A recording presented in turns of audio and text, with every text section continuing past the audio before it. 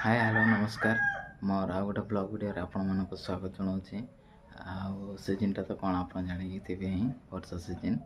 तो वर्षा सीजन प्राय तो फुटबॉल खेल बहुत हुए सेमती कि आमर केन्दुआ पंचायत शरद चंद्रपुर गाँव में शरद चंद्रपुर कमिटी गोटे फुटबॉल खेल आयोजन कर फुटबॉल खेलटी 8 तारिख दिन होबार 8 तारिख दिन होची जमती कि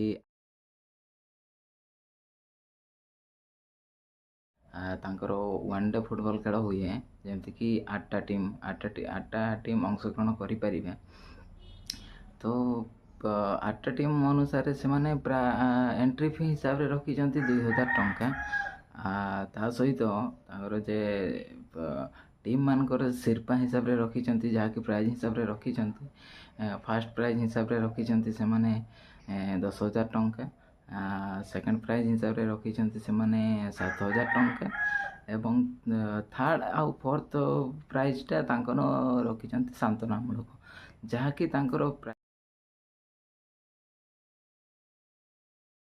एंट्री पैसा रिटर्न हो जाए बोलिकिना आयोजन करिसेंती। तेणुक फील्ड रे प्राय हैला माने कहवा गले 20-25 वर्ष है टूर्नामेंट करुँच। तो टूर्नामेंट कौन सी प्रॉब्लम इश्यू है एपर्यंत जहाँकि समस्ते से भल पाइबा दौरान से सुरखुर करें एमती ही समस्ते भल पाइबा दौरा समस्ते सपोर्ट करुवा।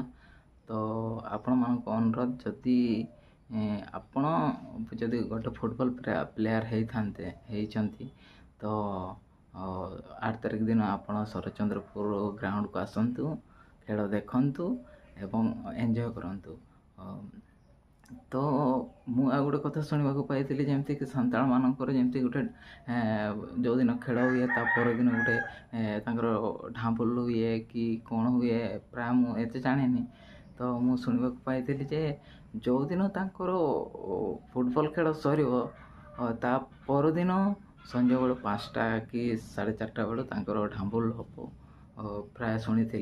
तो यही ढांपुल भी समस्ते आसिकी नाची पारे ये सांताल लोक समस्ते नाची पारे ता व्यतीत अन्य लोक भी नाची पारे किंतु से नाच आसवा दरकार।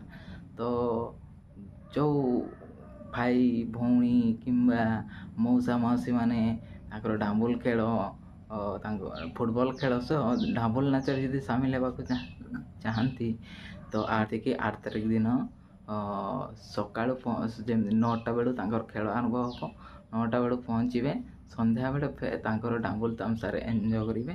तो बेसी आउ किसी कहबी। तो फुटबॉल खेल केमती हम कौ टीम आसुचंती केते दूर टीम आसुचंती सेटा तो जे दिन डेट से दिन ही जानिबा।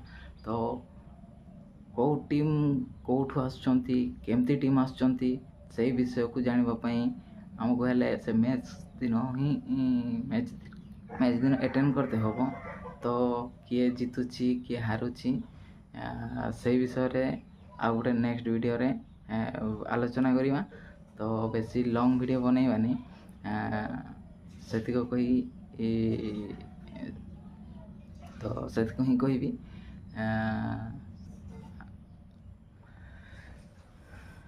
तो आपण मानक मो वीडियो केमती लगुच निहाती कमेंट माध्यम जनइबे। जदि भल लगुथिबो सब्सक्राइब गोटे निहाती करेंगे ता सह गोटे शेयर गोटे निहाती करेंगे कमेंट करवा जमा बोलतु नहीं। तो सेतिको ही कहबी। जय हिंद जय भारत।